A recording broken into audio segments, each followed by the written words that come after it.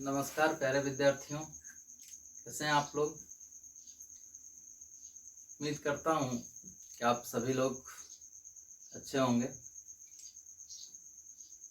तो शुरू करने से पहले कुछ बातों पे आपका ध्यान केंद्रित करना चाहूँगा। पहली बात तो ये है कि जब भी आप लोग इस वीडियो को देख रहे हो तो उस टाइम कॉपी पेन लेके बैठें और एक नोट्स तैयार करें। साथ साथ वीडियो को बीच बीच में पॉज करके बैक करके जिस तरह से हो समझने का प्रयास करें। फिर भी अगर समझने में कठिनाई हो तो मुझे कॉल करें या फिर व्हाट्सएप करें, किसी भी तरह से कांटेक्ट करके अपने डाउट को क्लियर करें। ठीक है। उसके बाद जो भी हम क्वेश्चन दें आपको, वो क्वेश्चन आप रेगुलरली करते रहें। डिले बिल्कुल नहीं होना चाहिए। जिस दिन का वर्क हो, जिस दिन का वीडियो उस दिन ही कंप्लीट करें। ऐसा नहीं कि 2-4 वीडियो एक साथ हो जाए तब आप उसको पढ़ना चालू करें, ऐसा बिल्कुल नहीं करना है। डेली का डेली जिस दिन भी अपलोड करा जाए उस दिन आप उसको पढ़ ही ले। किसी भी तरह दिन भर में जब भी टाइम मिले उसको पढ़ लीजिए। हम लोग 12th स्टार्ट करने से पहले कुछ और बात करेंगे। जैसे 12th के सिलेबस के बारे में बात करें तो 12th को 4 पार्ट में बांट दिया गया है। ठीक है। जिसमें आपका पहला पार्ट है इलेक्ट्रोमैग्नेटिज्म, दूसरा पार्ट है ऑप्टिक्स, थर्ड पार्ट है मॉडर्न फिजिक्स और चौथा है इलेक्ट्रॉनिक्स। ठीक है। तो ये 4 पार्ट जो हमने बोला, इलेक्ट्रोमैग्नेटिज्म,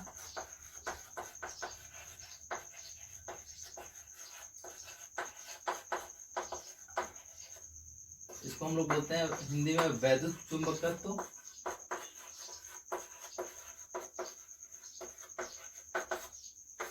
दूसरा ऑप्टिक्स, प्रकाशिकी।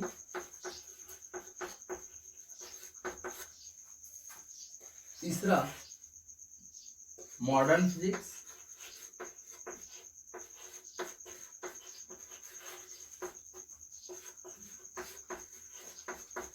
आधुनिक भौतिकी। और चौथा है इलेक्ट्रॉनिक्स।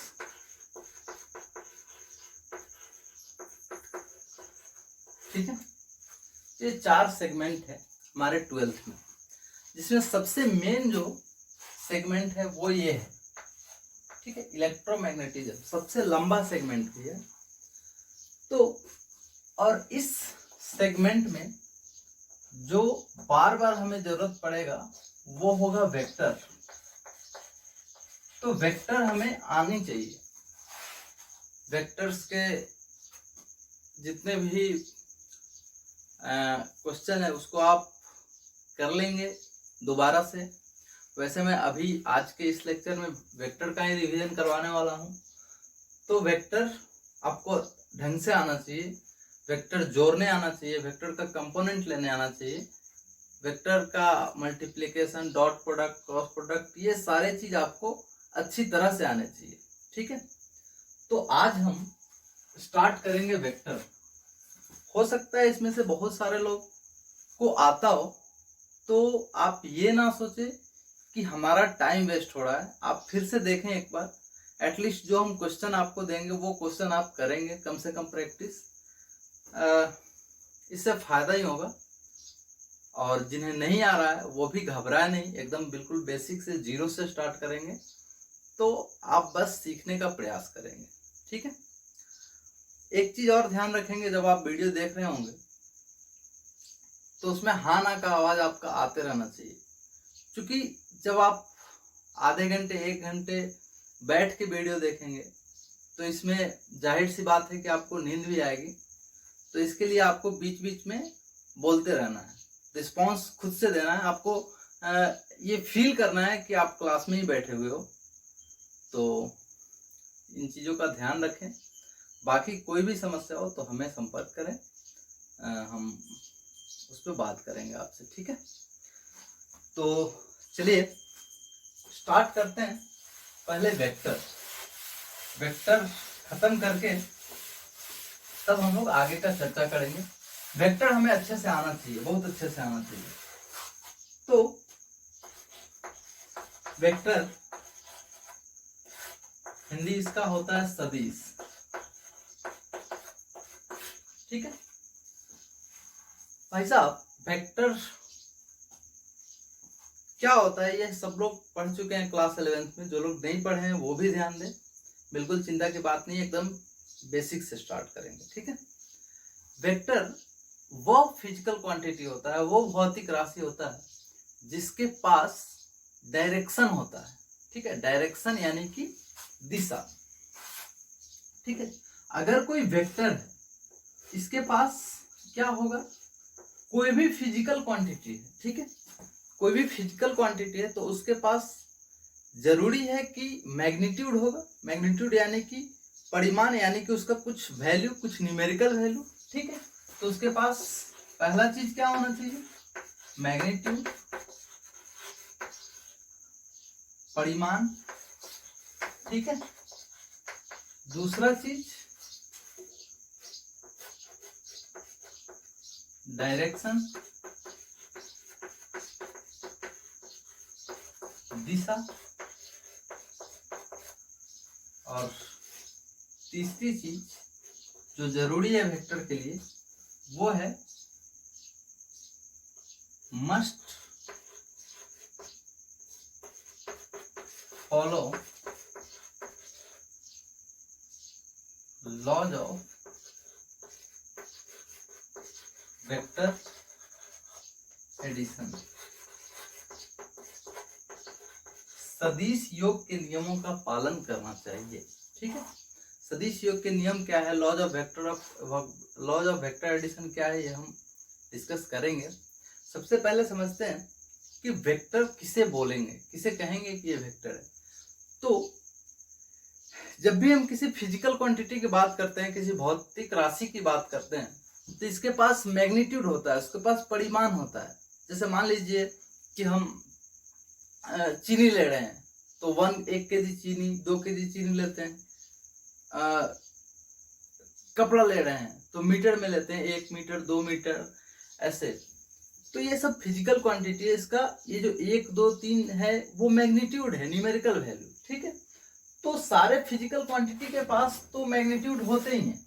फिजिकल क्वांटिटी, भौतिक राशि का डिफिनीशन वही होता है कि जिसके पास कुछ मैग्नीट्यूड हो, उसको हम लोग क्या बोलेंगे, जिसे मेजर कर सके, जिसको माप सके, ठीक है, उसको क्या बोलते हैं, फिजिकल क्वांटिटी। तो वैसा फिजिकल क्वांटिटी जिसके पास मैग्नीट्यूड हो, मैग्नीट्यूड रहेगा ही नहीं तो मापेंगे किसको हम लोग। तो मापना है तो जरूरी है कि उसके पास क्या होना चाहिए, मैग्नीट्यूड होना चाहिए, उसका एक वैल्यू होना चाहिए, उसी को तो हम लोग मेजर करेंगे। तो जिसको मेजर करते हैं उसी को बोलते हैं फिजिकल क्वांटिटी, भौतिक राशि। तो वैसा फिजिकल क्वांटिटी जिसके पास मैग्नीट्यूड हो, डायरेक्शन हो, और साथ साथ ये लॉ ऑफ वेक्टर एडिशन को फॉलो करे, वेक्टर एडिशन के नियमों का पालन करे, तो इसे हम लोग बोलेंगे वेक्टर, ठीक है। जिसके पास सिर्फ मैग्नीट्यूड हो उसको हम लोग बोलेंगे स्केलर, ठीक है, स्केलर, अदिश।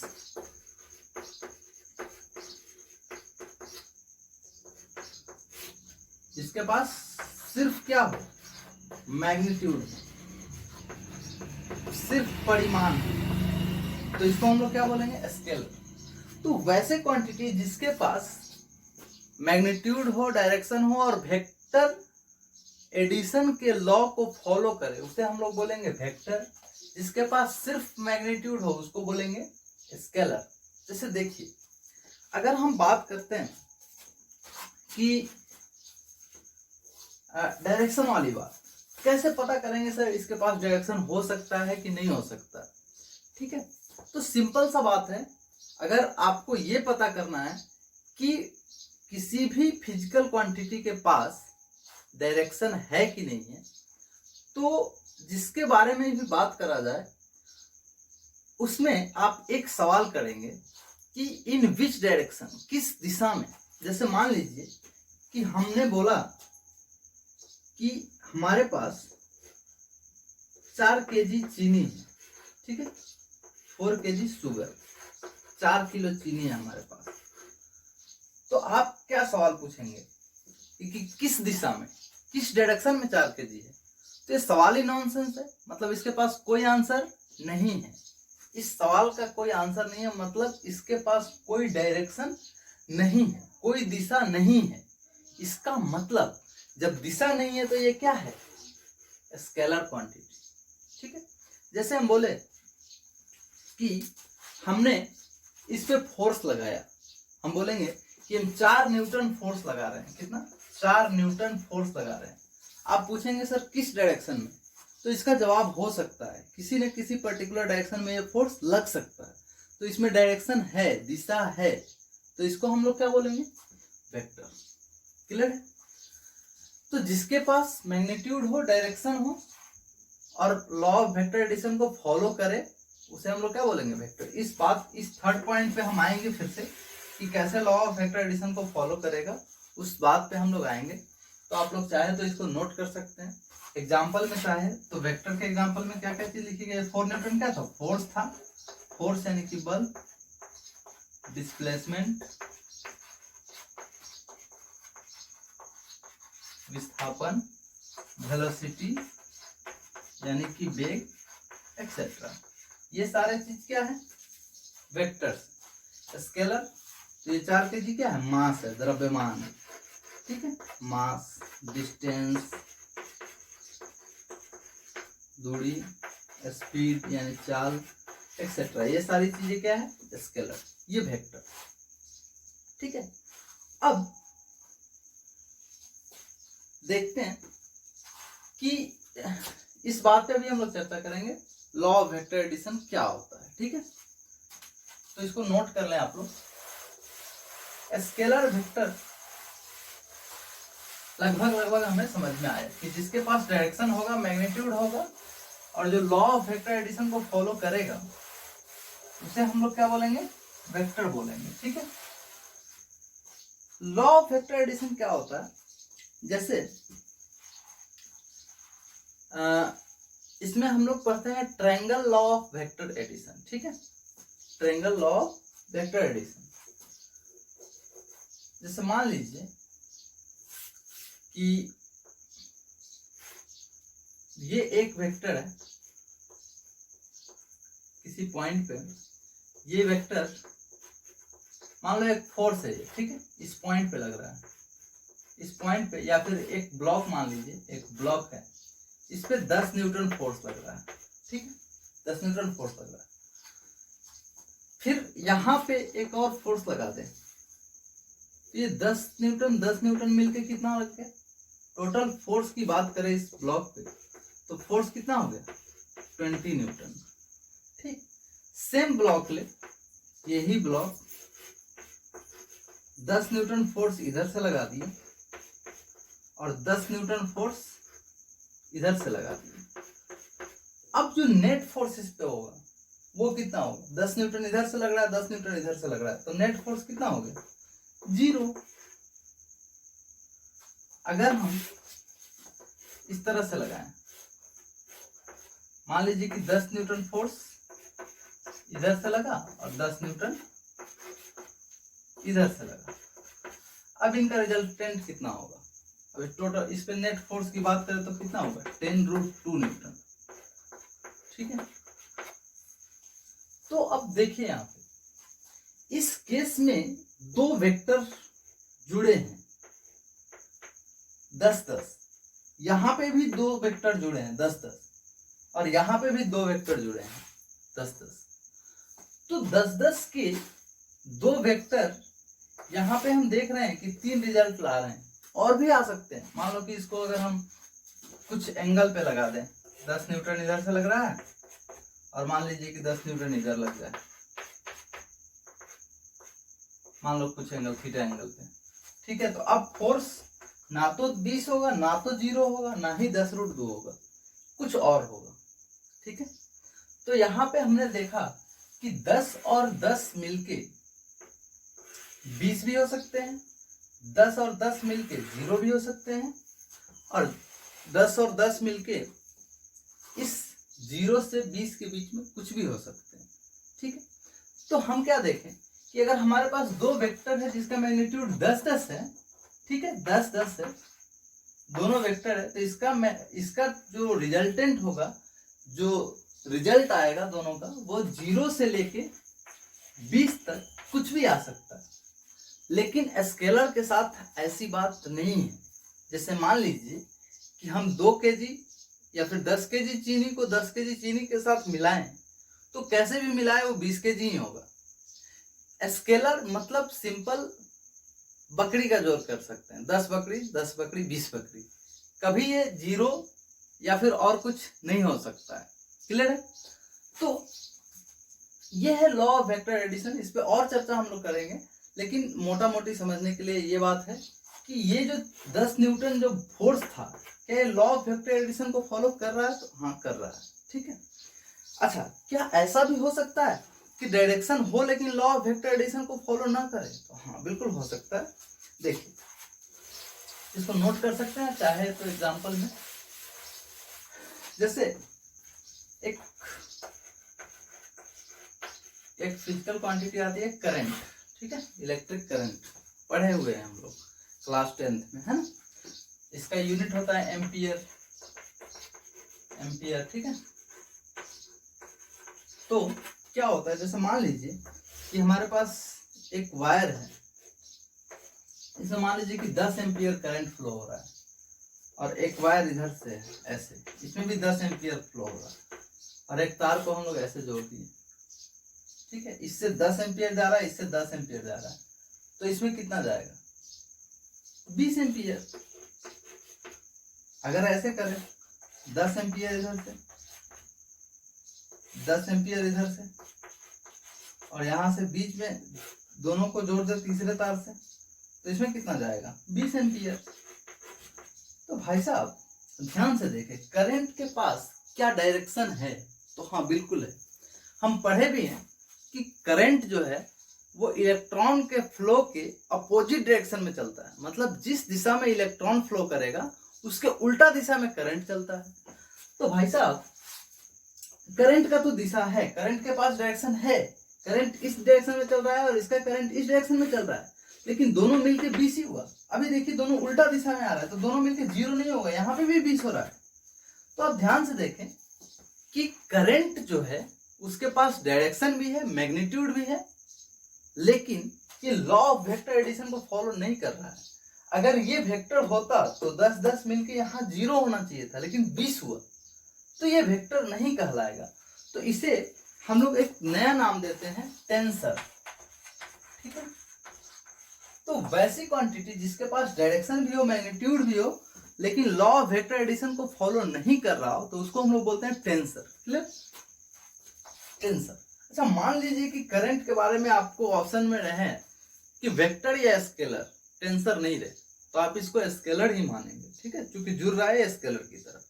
तो टेंसर वो क्वांटिटी होता है जिसमें डायरेक्शन तो होता है, लेकिन वो जुड़ता स्केलर की तरह है, इसलिए उसको टेंसर बोलते हैं, ठीक है। इसको नोट करिए। कुछ और बात हम लोग फटाफट कर लेते हैं जल्दी जल्दी से। टाइप्स ऑफ वेक्टर पे आप लोग इसको स्क्रीन पॉज कर करके 2-4 शब्द लिखते रहेंगे, ठीक है, अपने शब्दों में। हम लोग अभी बात करेंगे फिलहाल टाइप्स ऑफ वेक्टर्स। बहुत सारे टाइप्स होते हैं वेक्टर्स के, लेकिन सबका चर्चा नहीं करना है। जो जो इम्पोर्टेंट है, जो जरूरी है, वही चर्चा करेंगे, ठीक है। आइए, जैसे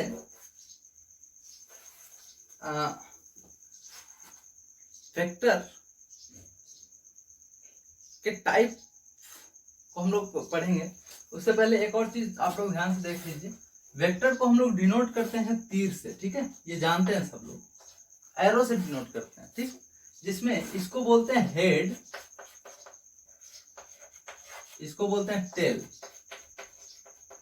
हेड वेक्टर के डायरेक्शन को बताता है, दिशा को बताता है, और टेल तो टेल पीछे। तो हेड क्या बताएगा? वेक्टर के डायरेक्शन को। और ये जो तीर का जो लेंथ है ना, लेंथ बताएगा मैग्नीट्यूड को, ठीक है। Length is directly proportional to magnitude, ठीक। अगर हम बात करें, कुछ स्केल ले लें ऐसे कि 1 सेंटीमीटर का मतलब है 5 न्यूटन, ठीक। 1 सेंटीमीटर को हम कितना मान रहे हैं? 5 न्यूटन। तो अगर हम मान लीजिए कि 3 सेंटीमीटर का एक लाइन खींच दे, तो इसका मतलब ये कितना न्यूटन हो जाएगा? 15 न्यूटन, ठीक है। 1 सेंटीमीटर का रहेगा तो कितना होगा? 5 न्यूटन। तो देखिए ना, लेंथ प्रोपोर्शनल हो गया मैग्नीट्यूड के। तो जैसे जैसे मैग्नीट्यूड बढ़ेगा, क्या लंबाई भी बढ़ेगा? तो लंबाई भी बढ़ेगा। आइए टाइप्स ऑफ वेक्टर पे बात करें तो एक चीज हम लोग देखते हैं, इक्वल वेक्टर। नाम से क्लियर है, इक्वल वेक्टर, इक्वल बराबर होना चाहिए। तो जाहिर सी बात है, जब बराबर की बात कर रहे हैं तो यहाँ पे कम से कम तो 2 वेक्टर आएगा, तभी तो बराबर हम तुलना करेंगे ना कि ये इसके बराबर है। तो वैसे 2 या 2 से अधिक वेक्टर, 2 और more than 2 vectors have same magnitude and direction. वैसे वेक्टर जिसके पास डायरेक्शन और मैग्नीट्यूड दोनों सेम हो, उसको हम लोग क्या बोलेंगे? Equal vector. जैसे मान लीजिए कि ये एक वेक्टर है, ठीक है। ए वेक्टर, वेक्टर को डिनोट करने के लिए ऊपर एक एरो लगाते हैं, और ये बी वेक्टर। तो आप ध्यान से देखिए, तो लेंथ तो दोनों का सेम है, लेंथ सेम है यानी कि मैग्नीट्यूड बराबर है। अच्छा, दिशा तो दिख ही रहा है कि दोनों सेम डायरेक्शन में है, तो इसको हम लोग बोलते हैं इक्वल वेक्टर्स। क्या बोलते हैं? ये दोनों क्या हो गए? Equal vector. हम लोग लिखेंगे vector A is equal to vector B, ठीक। ये इक्वल वेक्टर है। दूसरा होता है अपोजिट वेक्टर। ध्यान रखिए, इसका बहुत ज्यादा जरूरत पड़ेगा हम लोग को। अपोजिट वेक्टर्स, तो वैसे 2 वेक्टर जिसका मैग्नीट्यूड तो बराबर हो, मतलब परिमाण बराबर हो, लेकिन दिशा अपोजिट हो, डायरेक्शन अपोजिट हो, तो उसको हम लोग बोलते हैं अपोजिट वेक्टर, ठीक है। सॉरी, अपोजिट वेक्टर नहीं, अपोजिट वेक्टर में आपका सिर्फ डायरेक्शन अपोजिट होना चाहिए, है ना। Direction opposite. एक वेक्टर इधर है और एक वेक्टर इधर है, तो इसको अपोजिट वेक्टर बोलेंगे। अभी हम लोग बात कर रहे थे, अभी हमने समझा दिया वो नेगेटिव वेक्टर का। देख लेते हैं नेगेटिव वेक्टर। नेगेटिव वेक्टर,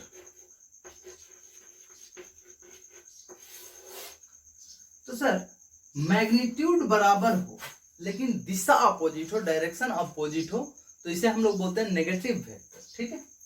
अगर एक वेक्टर इधर ए है और दूसरा वेक्टर ये रहा बी, तो ध्यान से देखें, दोनों का मैग्नीट्यूड तो बराबर है, ठीक है। लेंथ बराबर तो मैग्नीट्यूड बराबर।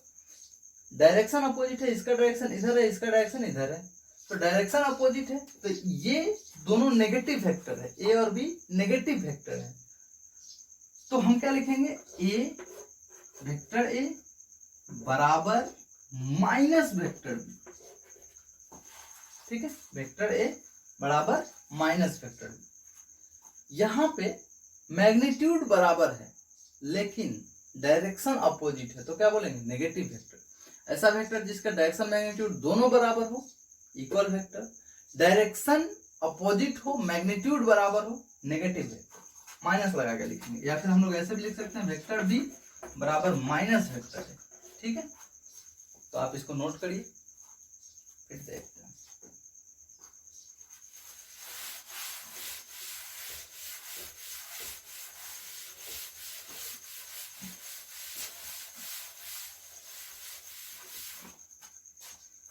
अच्छा, मैग्नीट्यूड पे बात करते हैं थोड़ा सा। मैग्नीट्यूड ऑफ वेक्टर, ठीक है।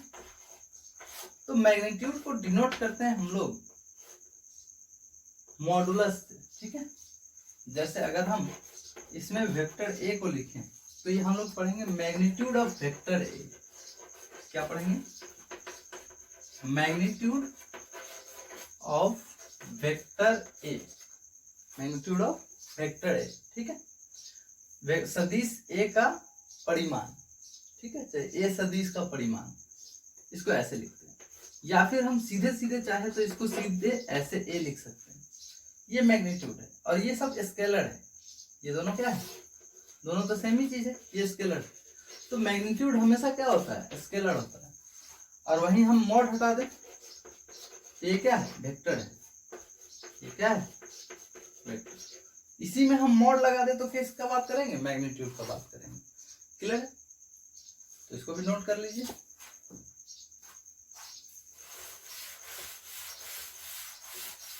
एक और चीज हम लोग पढ़ेंगे, जरूरी है, यूनिट वेक्टर, ठीक है। इसका भी काफी जरूरत पड़ेगा हम लोग को। यूनिट वेक्टर, ठीक है, यूनिट वेक्टर इकाई सदिश, ठीक है।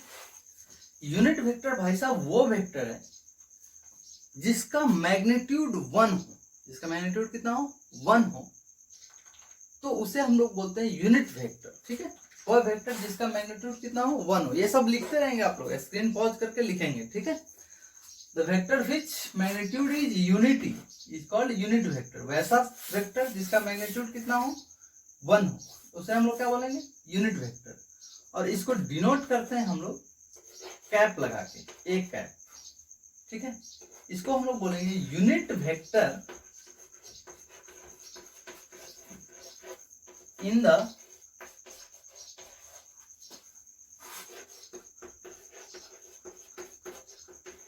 डायरेक्शन ऑफ ए वेक्टर, ठीक है। वेक्टर ए के दिशा में इकाई सदिश। वैसे ही अगर बी पे कैप लगा दे, कैप, तो क्या पढ़ेंगे? Unit vector in the direction of vector B. Clear है?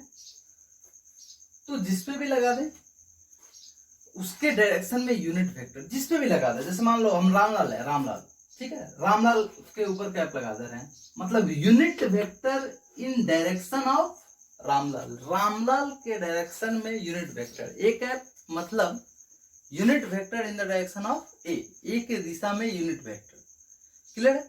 यूनिट वेक्टर यानी कि मैग्नीट्यूड कितना हो? 1 हो, और डायरेक्शन जिसके ऊपर लगा हो उसी के डायरेक्शन में। ए के ऊपर लगा है तो ए के दिशा में, बी के ऊपर लगा हो तो बी के दिशा में। तो ये चीज हमें ध्यान रखना है। तो वैसा वेक्टर जिसका मैग्नीट्यूड 1 हो उसे हम लोग क्या बोलेंगे? यूनिट वेक्टर, ठीक है। अच्छा, तो ये निकालेंगे कैसे?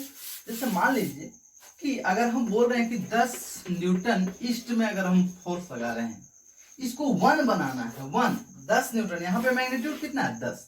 अब इस 10 को 1 बनाना है तो क्या करेंगे? 10 से भाग दे देंगे। तो इसका मैग्नीट्यूड कितना था सर? 10।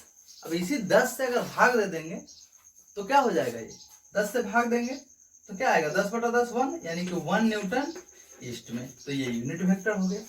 तो देखें कि सर हमारा वेक्टर तो 10 न्यूटन ईस्ट में था और इसी में हमने क्या करा? 10 से भाग दे दिया तो 1 आ गया।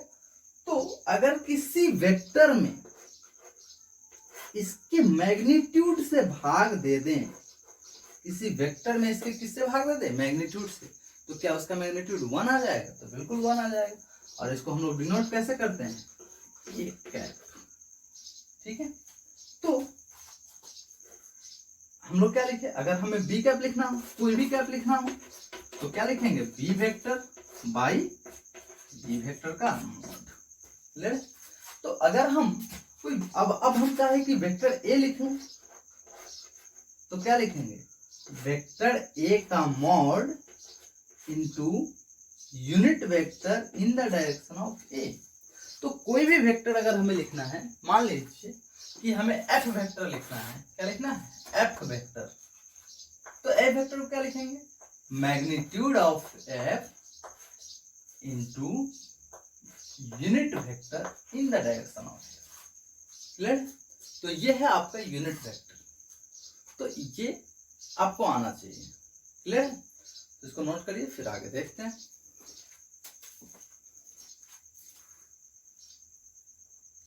तो यूनिट वेक्टर हम लोगों ने देखा, एक और चीज होता है इनवेरिएंसी ऑफ वेक्टर्स, ठीक है।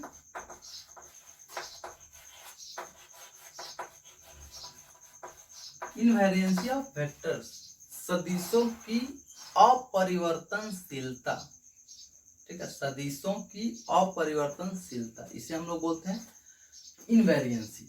क्या होता है समझिए, ये कहता है कि अगर आपके पास कोई भी वेक्टर है, ए वेक्टर, तो आप इसको सेम प्लेन, इसी प्लेन में, ठीक है, बिना प्लेन चेंज किए हुए आप कहीं भी लेके जा सकते हैं, इसका डायरेक्शन नहीं बदलना चाहिए। आप चाहे तो इसको यहाँ ड्रॉ कर सकते हैं, आप चाहे तो इसको उठा के यहाँ ला दें तो भी ये वेक्टर यही है, आप इसको चाहे तो इधर ड्रॉ कर लें।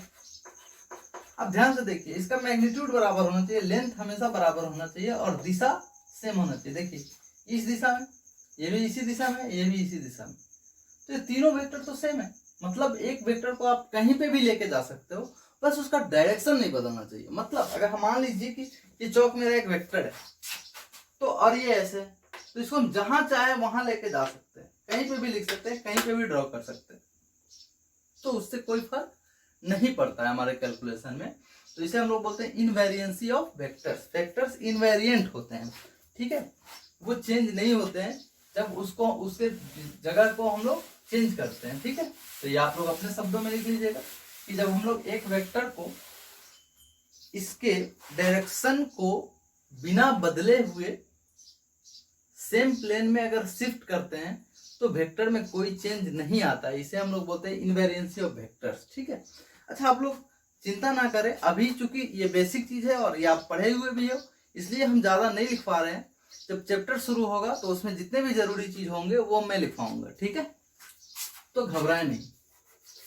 फिर भी अगर आपको जरूरत पड़े तो आप हमें फीडबैक में बताइएगा कि इसमें आपको और क्या क्या चीज की जरूरत है जो हम इसमें, इस वीडियो में, इस लेक्चर में पूरा नहीं कर पा रहे हैं, तो आप मुझे बताएंगे तो नेक्स्ट क्लास से उसका ध्यान रखा जाएगा, ठीक है। चलिए, हम लोग तो देख लिए इनवेरिएंसी ऑफ वेक्टर्स।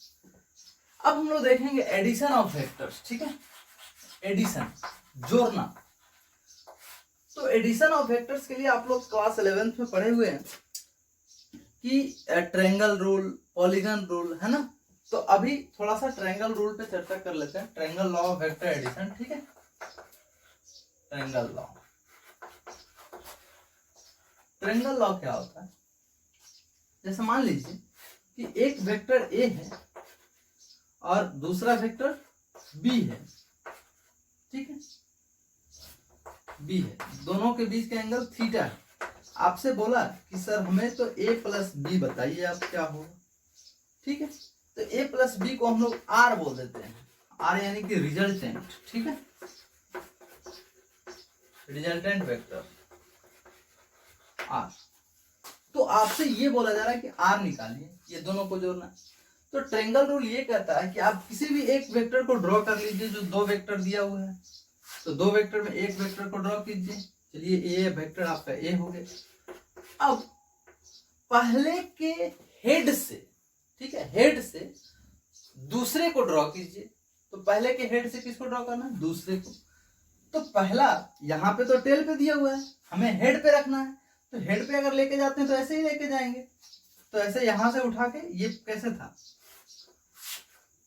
तो इसको यहां से हटाना है और ऐसे लेके जाना है। देखिए पैरेलल है, दिशा में चेंज नहीं हुआ, जितना बड़ा था उतना ही बड़ा है, मैग्नीट्यूड भी सेम है। तो ये वेक्टर बी बोल सकते हैं हम इसको, और ये एंगल कितना, थीटा। अब बोलता है कि अगर दो वेक्टर को जोड़ना है तो पहले वेक्टर के हेड से दूसरे वेक्टर को खींचिए, और तब क्या कीजिए कि पहले के टेल को दूसरे के हेड से मिलाइए। तो पहले के टेल को दूसरे के हेड से मिलाइए, और सर ये जो आएगा ना, उसी को हम लोग बोलेंगे रिजल्टेंट, यानी कि vector A plus vector B. Clear है। तो ये रिजल्टेंट, किसी भी दो वेक्टर को जोड़ना है तो पहला वेक्टर ड्रॉ कीजिए, उसके हेड से दूसरे वेक्टर को ड्रॉ कीजिए, फिर पहले के टेल से दूसरे के हेड को मिलाइए, वो क्या हो जाता है, रिजल्टेंट हो जाता है। क्लियर है। तो आप इसे नोट डाउन करें, फिर इसका मैथमेटिकल कैलकुलेशन हम लोग करते हैं। देखिए, मैथमेटिकल कैलकुलेशन इसका देख लेते हैं। जैसे मान लीजिए ये वेक्टर आपका ए था, ये वेक्टर बी था। अब हमें निकालना था रिजल्टेंट, ठीक। तो हमने क्या करा, एक वेक्टर को ड्रॉ करा, पहले वेक्टर को, फिर इसके हेड से दूसरा वेक्टर, ये थीटा एंगल यहाँ पे बन रहा था, थीटा एंगल यहाँ पे बना, ये वेक्टर आपका बी हो गया। हम लोग क्या किए, ऐसे यहाँ पे बी लिखते हैं, हमने इसको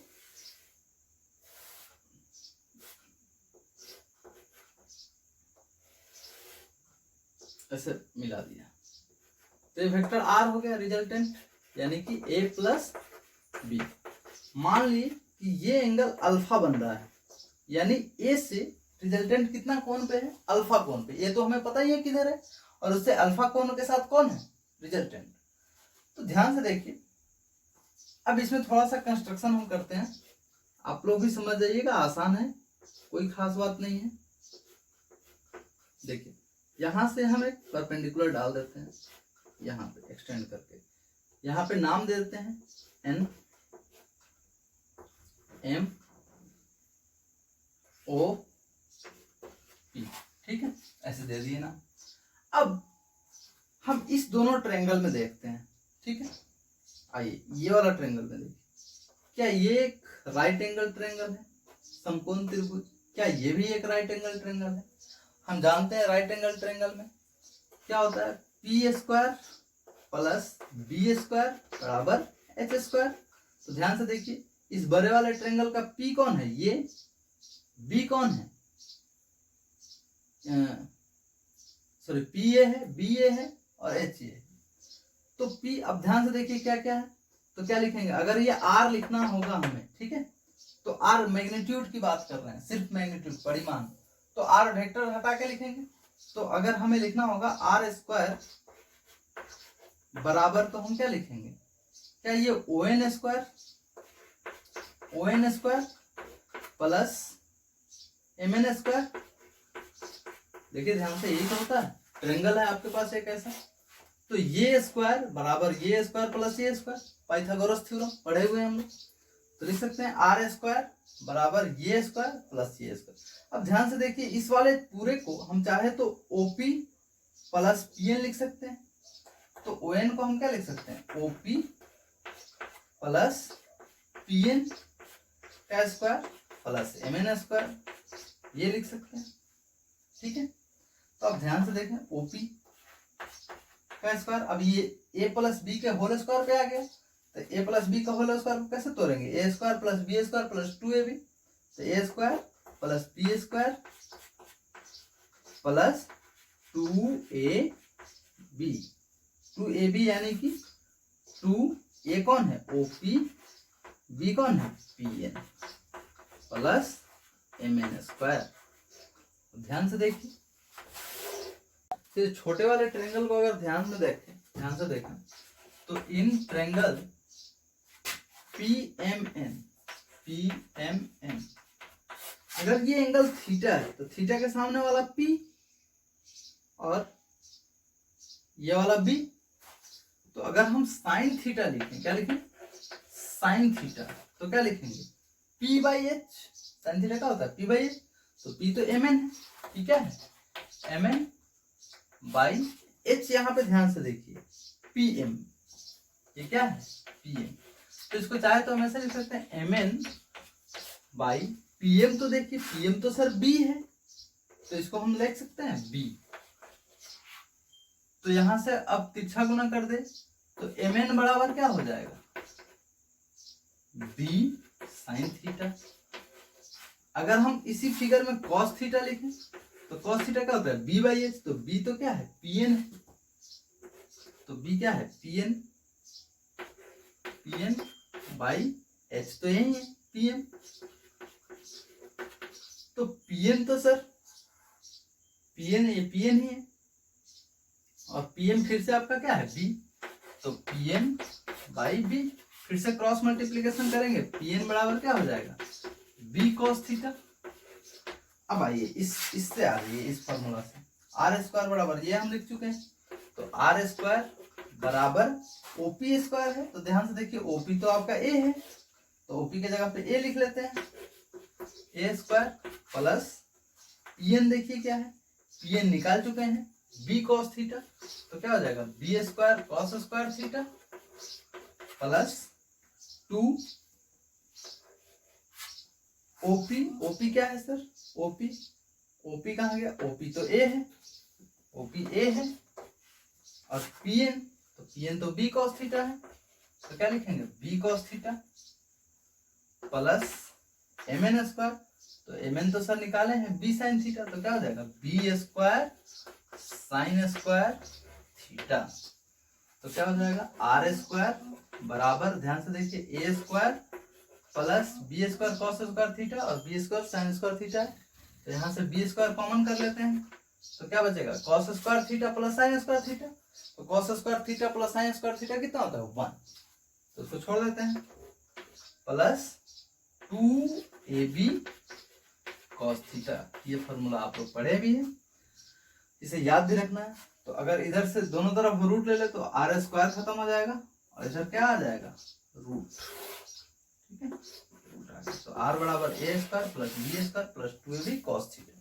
सर तो ये तो मैग्नीट्यूड निकला, डायरेक्शन, तो डायरेक्शन के लिए एंगल निकालेंगे, कोण निकालेंगे, तो देखिए ए के साथ कितना एंगल बना रहा है अल्फा, तो अगर हम tan अल्फा लिखें, क्या लिखें tan अल्फा, तो tan थीटा बराबर क्या होता है p बाई बी, तो अल्फा के सामने वाला देखिए तो ये p है और बाई बी ये b रहा, तो p बाई बी यानी mn बाई on, on यानी कि op प्लस pn, तो क्या लिखेंगे mn बाई on, तो क्या लिखेंगे mn बाई on को क्या लिखेंगे OP plus PN, OP plus PN, तो क्या हो जाएगा tan अल्फा बराबर mn कितना है भाई साहब, mn तो निकाले हैं b sine theta, b sine theta by a, यहाँ पे OP a है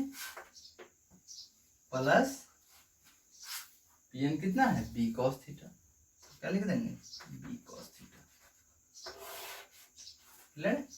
तो ये वेक्टर एडिशन है, ये आपको ध्यान रखना है फॉर्मूला। चलिए आगे बढ़ते हैं, फिर इस पे आप इसको नोट कर लेंगे स्क्रीन पॉज करके।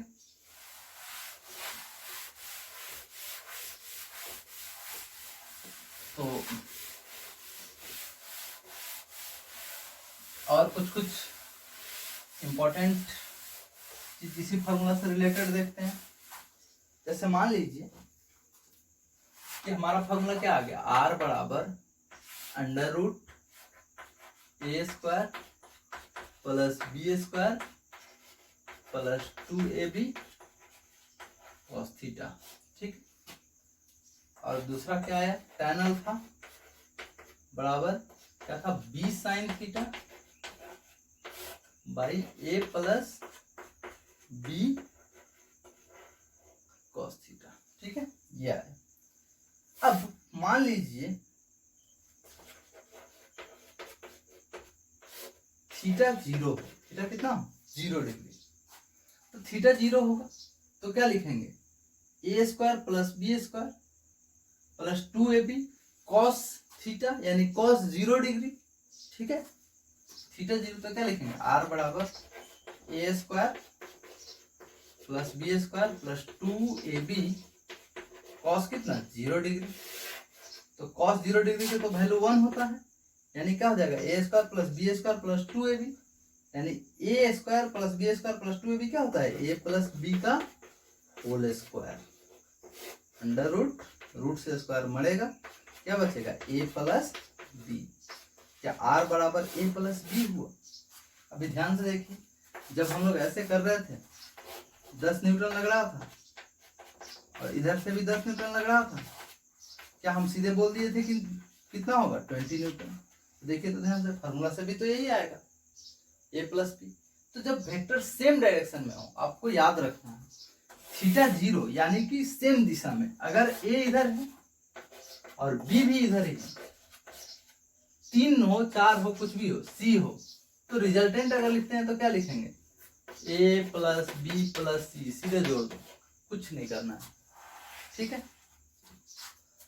नेक्स्ट, अगर थीटा 180 डिग्री है, ठीक है, केस 2 180 डिग्री, यानी कि अगर ए वेक्टर इधर बी वेक्टर इधर, तो बस यहाँ पे cos 0 के जगह पे क्या हो जाएगा, cos 180, और cos 180 का वैल्यू होता है -1, तो यहाँ पे क्या हो जाएगा, A square plus B square plus 2ab into -1, यानी कि -2ab, यानी जो आ जाएगा आपका रिजल्टेंट वो क्या होगा, A square plus B square -2ab, यानी a माइनस बी का होल स्क्वायर, ठीक है, a माइनस बी का होल स्क्वायर, फिर से स्क्वायर से रूट मरेगा तो r बराबर क्या हो जाएगा, a माइनस बी। मतलब अगर दो वेक्टर अपोजिट डायरेक्शन में है, ठीक है, उल्टा दिशा में है, तो क्या हो जाएगा, सीधे हम लोग क्या लिख लेंगे, रिजल्टेंट बराबर a माइनस बी, ठीक है। जैसे इस वाले केस में हम लोग देखे थे कि अगर ब्लॉक ए है, इस पे 10 न्यूटन इधर से लग रहा है और 10 न्यूटन इधर से लग रहा है, तो दोनों देखिए उल्टा दिशा में, सीधे घटा लेंगे। तो जब वेक्टर सेम डायरेक्शन में हो तो कुछ फॉर्मूला की जरूरत नहीं है, डायरेक्ट उसको जोड़िए, अगर अपोजिट डायरेक्शन में है तो उसको सीधे घटाइए, बात खत्म। चलिए एक आध और देखते हैं।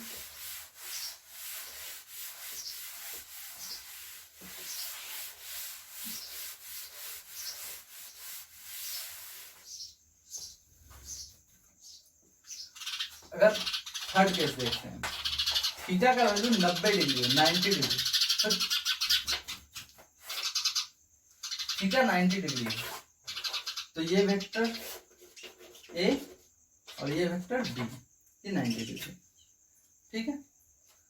तो क्या लिखेंगे, r बराबर under root A square plus B square plus 2ab cos 90, cos, तो cos 90 का वैल्यू तो सर 0 होता है, मतलब ये वाला पूरा टर्म कितना हो गया, 0, तो क्या बचा, under root A square plus B square. तो ये सब याद रखना है, क्योंकि क्वेश्चन में हम हर बार फॉर्मूला यूज नहीं करेंगे, डायरेक्ट अगर ऐसा आ रहा है 90 डिग्री आ रहा है, 0 डिग्री आ रहा है, 180 डिग्री आ रहा है, तो फॉर्मूला बार बार थोड़ी रखेंगे, ऐसे करके काम करेंगे, ठीक है। तो A square plus B square सीधे हो जाएगा। अच्छा मान लीजिए कि अगर a बराबर b हो, a और b दोनों बराबर हो, ठीक है, a और b बराबर हो, तो A square plus A square, अब r बराबर क्या हो जाएगा, under root A square plus A square, यानी कि रूट 2a, ठीक है। अगर ऐसा हो तो मान लीजिए कि अगर 10 न्यूटन और इधर कितना 10 न्यूटन, तो आंसर कितना है भाई साहब, तो पिछला सवाल में हम बताए थे कितना आएगा, 10√2, कोई दिक्कत, तो ऐसे हम लोग कर सकते हैं। और एक और चीज आप ध्यान रखिएगा, मान लीजिए कि दो वेक्टर है ए और ए, दोनों सेम है 30 डिग्री पे, मैग्नीट्यूड सेम है, लेकिन दोनों कितने डिग्री पे, 30 डिग्री पे, 30 नहीं सॉरी 60 डिग्री पे, दोनों कितने पे हैं, 60 डिग्री पे। तो अगर हम रिजल्टेंट अभी लिखें तो क्या लिखेंगे, A square plus A square plus 2ab, यानी 2ab भी ए है, cos कितना 60 डिग्री, ठीक है। तो cos 60 का value 1/2, A square 2a square plus 2a square, cos 60 1/2, 2 से 2 मारा, ध्यान से देखिए 2a square plus a square कितना 3a स्क्वायर, रूट के अंदर बाहर निकलेगा तो क्या आएगा, √3। तो ये भी आप ध्यान रखिएगा, 60 डिग्री पे तो भी आपको कैलकुलेशन करने का कोई जरूरत नहीं। मान लीजिए कि अगर ऐसे दे दें 10 न्यूटन बोले कि भाई साहब ये तो 60 डिग्री पे है, तो कितना हो जाएगा, आंसर सीधे √3 है, यानी कि 10√3। बोले सर ये तो सब में मैग्नीट्यूड बता रहे हैं, डायरेक्शन कहाँ गया, हाँ तो डायरेक्शन के लिए देखेंगे ना, डायरेक्शन यहाँ पे देखिए, अगर सेम नहीं है तो हमें डायरेक्शन निकालना पड़ेगा tan थीटा वाला करके, अगर सेम है, ठीक है, अगर सेम है दोनों तो रिजल्टेंट बिल्कुल बीचों बीच जाएगा, मतलब ये एंगल कितना होगा 45 डिग्री, यहाँ पे भी सेम है, तो बीचों बीच जाएगा, कितना आएगा 30 डिग्री। आप फॉर्मूला से रख के देखिएगा, सेम आंसर आएगा। ठीक है, तो इसको नोट करिए।